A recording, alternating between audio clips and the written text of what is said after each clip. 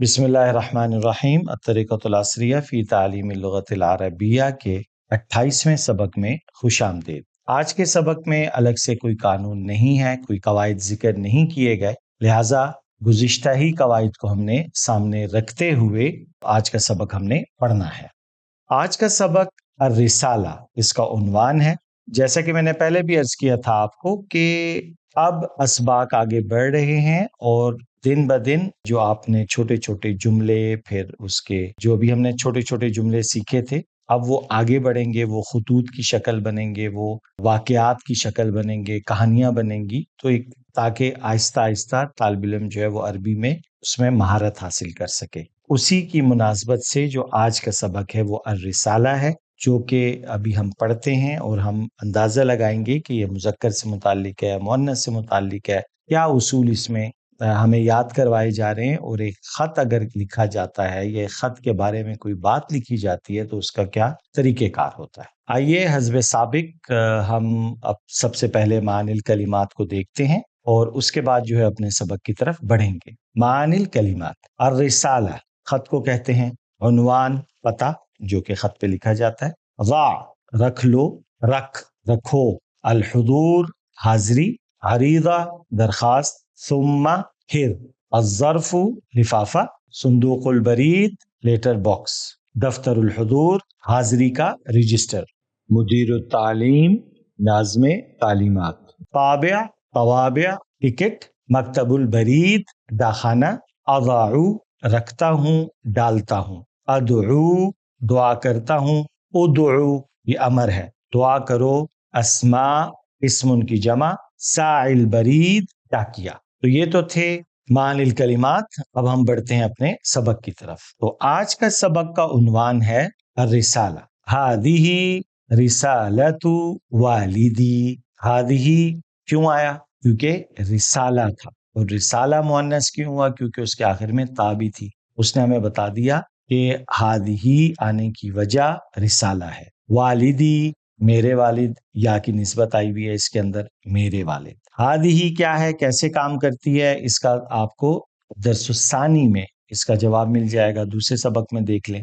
رسالہ مؤنث تھا۔ افتح الظرف میں لفافہ کھولتا ہوں یا کھولتی ہوں۔ اگر ہم غور کریں تو اس لفظ سے ہمیں نہیں معلوم ہو رہا کہ یہ کوئی مذکر ہے یا مؤنث ہے۔ ہاں، یہ سبق ضرور مذکر کے بارے میں ہے۔ سو جو اصل سیکھنے کی چیز ہے ہمارے لیے وہ یہ ہے کہ جملے پہ غور کرنا سیکھنا ہے ہم نے، اور یہ جتنے بھی آگے کی باتیں بھی ہم پڑھیں گے یہ تمام ایکشنز ہیں، افعال ہیں، کوئی کام ہے جو وہ کر رہا ہے، تو یہ اس کی ہمیں تفصیل بتا رہا ہے۔ سبق کو اگر آپ غور سے دیکھیں تو جتنے بھی جملے ملیں گے آپ کو وہ ہوں گے مذکر کے۔ کیسے ہمیں پتا چلا؟ کیونکہ نیچے لکھا ہوا ہے محمود یقول خالد یفتح الظرف، ہمیں پتا چل گیا یا آ گئی ہے، اور فعل مضارع میں یا کا مطلب غائب مذکر ہوتا ہے، یعنی مرد کے لیے۔ اگر آپ کو یہ غائب مذکر مؤنث تثنیہ یوں سمجھ میں نہیں آ رہا تو آپ اپنی اردو کے اندر آپ اپنے آپ یاد کر لیں ان کو، اس میں بھی کوئی مشکل نہیں ہے، اصل تو ہوتی ہے بات کو سمجھنا۔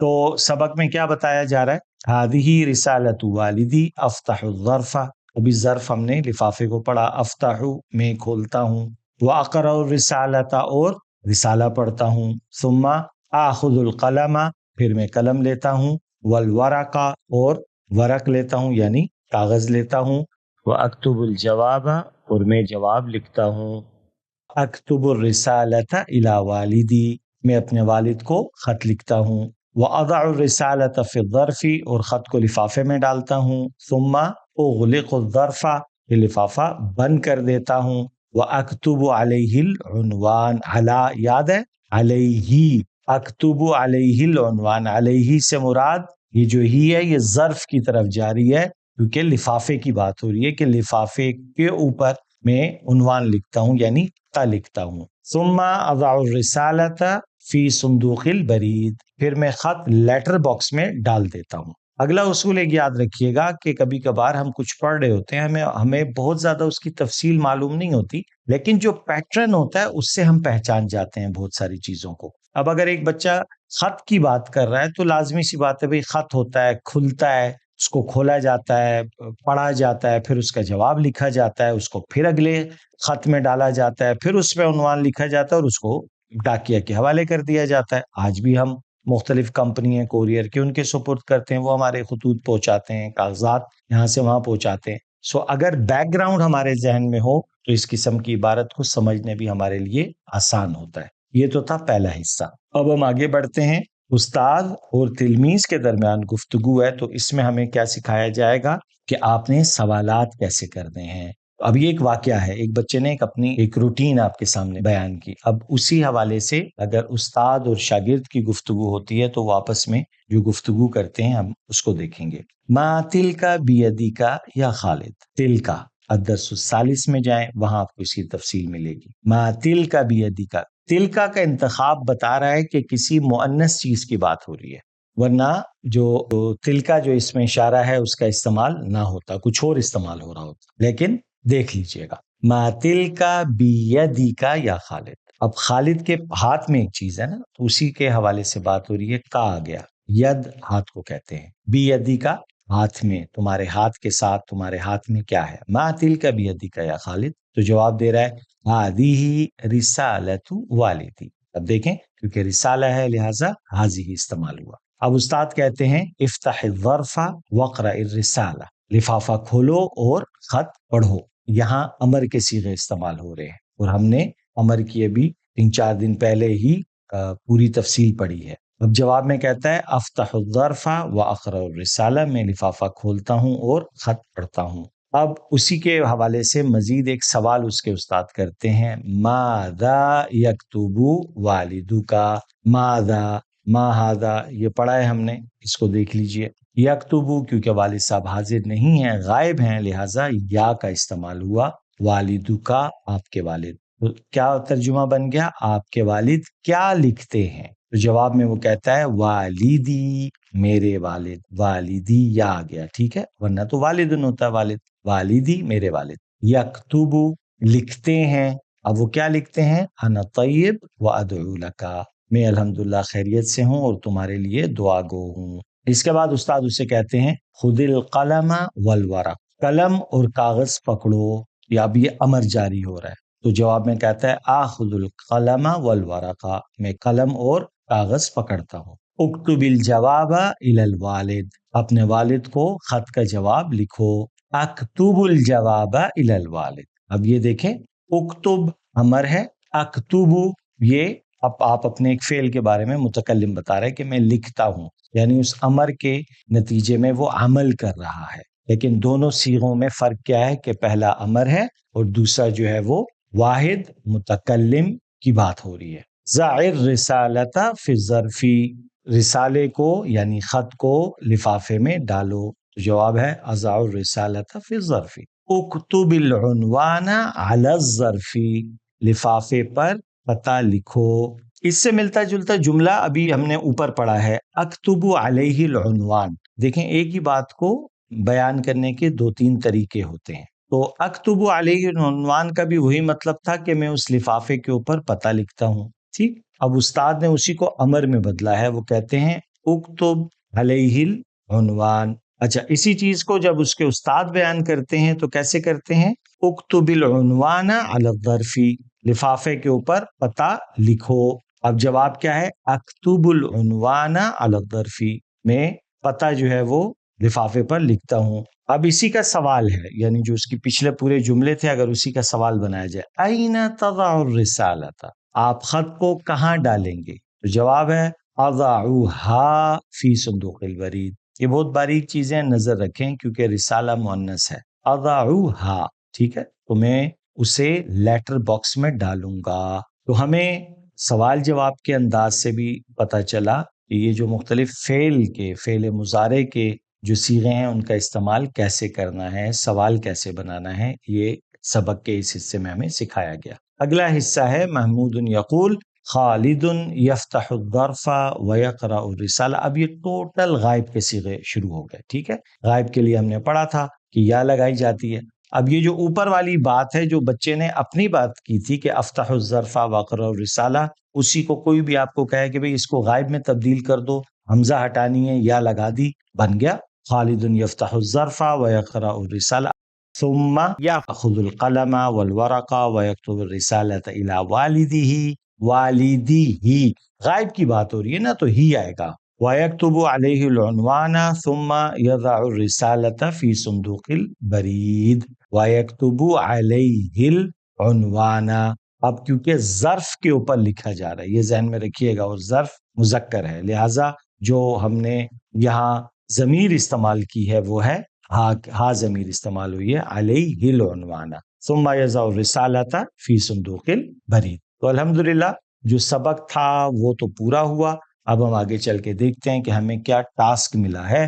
آج کی جو ہے وہ 3 قسم کی تمرینیں ہیں، ایک ترجم بالعربیہ، 2 ترجم بالاردیہ۔ اگر آپ غور کریں تو پہلے لکھا ہوتا تھا اردو میں ترجمہ کریں، لیکن اب عبارت بدل گئی ہے۔ اس کا مطلب کیا ہوا؟ اس کا مطلب یہ ہوا کہ مصنف علیہ رحمہ یہ سمجھتے ہیں کہ اب آپ کو عربی کافی سمجھ آنے لگ گئی ہے، لہٰذا اب ہر بات کو اردو میں وہ نہیں لکھ رہے، بلکہ تھوڑا تھوڑا کر کے آپ کو عربی کا عادی بنایا جا رہا ہے۔ اسی وجہ سے عنوان کو جو ہے وہ عربی میں لکھا گیا ہے، اور اس کو دیکھتے ہوئے میرے بھی ذہن میں کچھ چیزیں آ رہی ہیں کہ آنے والے جو دروس ہیں اس کے اندر بعض چیزیں میں آپ کے ساتھ عربی میں بات کروں گا اس میں، تاکہ آپ آہستہ آہستہ اب کلام کی طرف بھی بڑھنا شروع ہو جائیں۔ پہلی تمرین کیا بولتی ہے جی؟ جمیل یہ خط لے لو، لے لو، لینا۔ ابھی ہم نے پڑھا تھا خذ، آخذو، یاخذو، تاخذو، ٹھیک ہے؟ تو پلس ہم نے پچھلے سبق میں یہ بھی پڑھا تھا خذ القلم والورق، خذ وہیں سے لیا ہم نے، امر ہے نا، تو جملہ کیسے بنے گا؟ یا جمیل خذ ہذہ الرسالہ، جمیل یہ خط لے لو، یہ تمہارے بھائی کا خط ہے، ہذہ رسالۃ اخیک۔ دیکھیں کوئی بھی ایک نیا لفظ نہیں ہے اس میں، حاضی بھی پڑھا ہوا ہے، رسالہ بھی پڑھا ہے آپ نے، اخ بھی پڑھا ہے، اخی بھی پڑھا ہے، اور کا بھی پڑھا ہے آپ نے۔ اسے کھولو اور پڑھو، افتحھا وقرأ، کیا کہا جا رہا ہے؟ اسے کھولو اور پڑھو۔ تو جو پیچھے ہم نے سبق پڑھا تھا اس میں استاد نے کیا کہا تھا؟ افتح الظرف۔ اب یہاں ظرف کی بات بھی نہیں ہو رہی، لہٰذا ہا کی ضمیر ساتھ لگ جائے گی رسالہ کی طرف، افتحھا وقرأ، اسے کھولو اور پڑھو۔ پھر قلم اور کاغذ لو اور اس کا جواب لکھو۔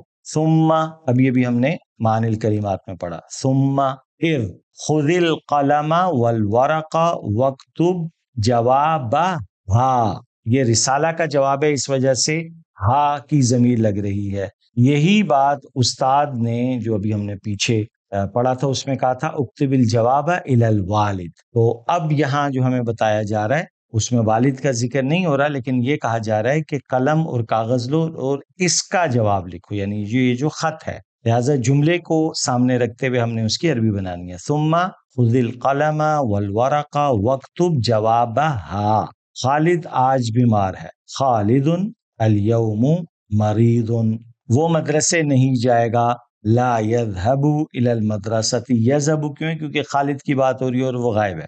بھائی شاہد کیا تم اپنے شہر جاتے ہو؟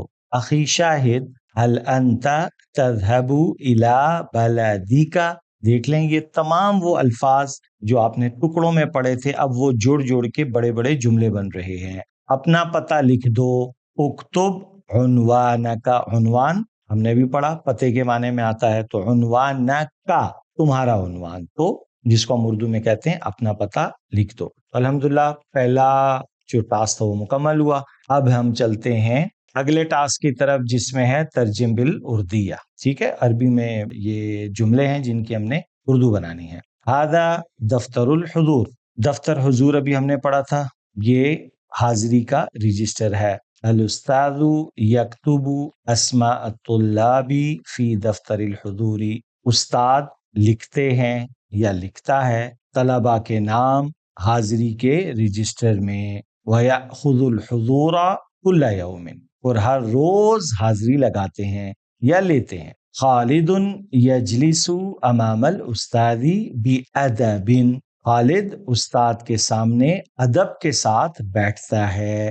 خالد یجلس، بیٹھتا ہے، امام الاستاذ، استاد کے سامنے، امام آپ نے پڑھا تھا عند، امامہ، یہ اسی سبق کے اندر اس کی تفصیل ہے. بی ادبن، با لگ گئی یعنی ساتھ کے معنی میں آ رہا ہے. بی ادبن، ادب کے ساتھ. وَيَأْخُذُ الْكِتَابَ وَيَقْرَأُ الْكِتَابَ، اور کتاب لیتا ہے اور کتاب پڑھتا ہے. ثُمَّ يَأْخُذُ الدَّفْتَرَ وَيَكْتُبُ فِيهِ، پھر وہ کاپی لیتا ہے اور اس میں لکھتا ہے. وَيَكْتُبُ فِيهِ، دفتر کا لفظ استعمال ہوا ہے. کراسہ ہوتی تو فی ہا استعمال ہونا تھا، لیکن دفتر کو بھی رجسٹرڈ کاپی اس ٹائپ کے معنی میں آتا ہے. یہ لا اذهب اليوم الى المدرسة، میں آج مدرسے نہیں جاؤں گا. اکتب العریضۃ الى مدیر التعلیم، میں ناظم تعلیمات صاحب کو درخواست لکھتا ہوں. یا شاہد اکتب اسمک و اسم ابیک علی السبورہ، اے شاہد اپنا اور اپنے والد کا نام بلیک بورڈ پر لکھو. اس کے بعد جو اگلا ٹاسک آخری ہمیں ملا ہے وہ ہے کمل العبارہ. ایک عبارت ہے جس کو ہم نے مکمل کرنا ہے، جو کیا ہے؟ انت یا خالد تفتح الظرف و تقرأ الرسالۃ ثم. ٹھیک، اب یہ بہت آسان ہے، بہت ہی آسان ہے. کیسے؟ صفحہ پلٹیے اور پچھلے سبق میں محمود یقول تھا اور آگے کیا لکھا تھا؟ خالد یفتح الظرف و یقرأ الرسالہ. ہم نے کیا پڑھا تھا؟ ہم نے غائب سے حاضر یعنی مخاطب جس سے ہم بات کر رہے ہیں، اگر اس میں فعل کو بدلنا ہے، فعل مضارع کو، تو کیا کرنا ہے؟ تا لگا دینی ہے. تو پچھلی ہی پوری عبارت کو، وہ یفتح لکھی ہوئی ہے اس کو تفتح لکھ دیں، یقرأ لکھی ہے اس کو تقرأ لکھ دیں، یاخذ لکھی ہے اس کو تاخذ لکھ دیں، اور وہ پوری عبارت وہاں سے اٹھا کے ہم نے کمل العبارہ کے نیچے پوری کی پوری تا کے ساتھ لکھ دینی ہے. تو ہمارا آخری ٹاسک بھی مکمل ہوا. تو الحمدللہ آج کا سبق مکمل ہوا. اللہ رب العزت ہمارے پڑھنے پڑھانے کو اپنی بارگاہ میں قبول فرمائے. اور ساتھ ساتھ یاد دلاتا چلوں کہ کاپی لکھنی نہیں بھولنی. اگر آپ کاپی نہیں لکھ رہے، اس کا مطلب یہ ہے کہ آپ کبھی بھی گرپ حاصل نہیں کر سکتے، کیونکہ جب ہم لکھتے ہیں تو وہ دماغ میں چھپتا ہے. جب تک آپ لکھیں گے نہیں، یاد نہیں ہوگا. آپ اپنا فیڈ بیک ضرور دیں، بہت قیمتی ہے ہمارے لیے. انشاءاللہ اگلے سبق میں پھر ملاقات ہوگی. السلام علیکم ورحمۃ اللہ وبرکاتہ.